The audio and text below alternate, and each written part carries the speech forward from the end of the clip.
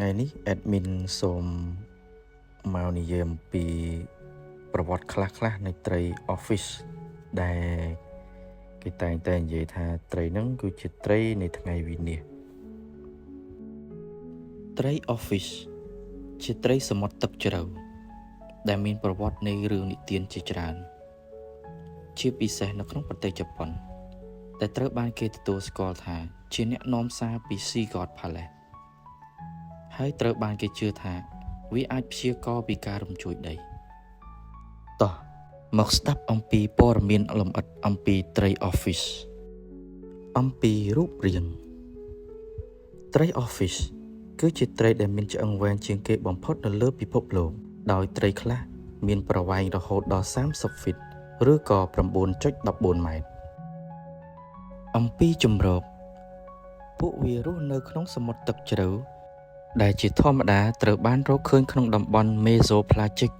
ជម្រៅទឹក 1000 ម៉ែត្រអំពីចំណីអាហារពួកវាស៊ីសត្វតូចៗដូចជាក្រៀលផ្លាតុងនិងសត្វតូចៗផ្សេងទៀតនៅក្នុងបាតសមុទ្រអំពីទេវកថានៅក្នុងរឿងព្រេងរបស់ជប៉ុនត្រី office ត្រូវគេស្គាល់ថាជាត្រីអ្នកនាំសារមកពីព្រះរាជវាំងក្នុងបាតសមុទ្រហើយក៏ត្រូវបានគេជឿថាវាអាចព្យាករណ៍ពីការរំជួយដីការមើលឃើញថ្មីការឃើញត្រី office នៅក្នុងប្រទេសមិចស៊ិកនាពេលថ្មីនេះបានជំរុញឲ្យមានការចាប់អារម្មណ៍ជាថ្មីចំពោះទេវកថាជប៉ុនគឺត្រីនៃថ្ងៃវិនាសឬ Doomsday Fish ប្រភពដើមទេវកថាដែលថាត្រី office ជាត្រីដែលដឹងអំពីការរំជួយដីឬរលកយក្សស៊ូណាមីបានទទួលការចាប់អារម្មណ៍ពីប្រជាជនបានដឹងហេតុការណ៍មុនដូចជាការរំជួយដីរលកយក្សស៊ូណាមីនៅតូហូកូឆ្នាំ2011ក្នុងប្រទេសជប៉ុនជាកន្លែងដែលត្រី office ជាច្រើនត្រូវបានគេរកឃើញនៅលើឆ្នេរសមុទ្រក្នុងប៉ុន្មានខែដែលនាំទៅរកគ្រោះមហន្តរាយនោះ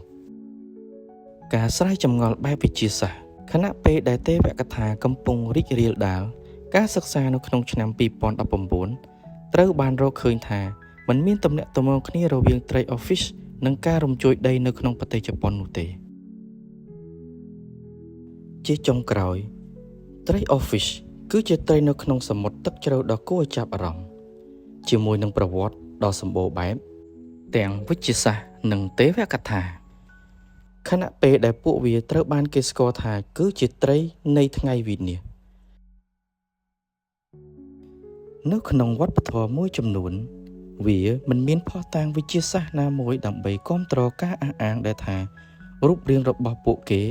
អាចព្យាករណ៍ពីការរំជួយដីឬគ្រោះមហន្តរាយធម្មជាតិផ្សេងទៀតឡើយ។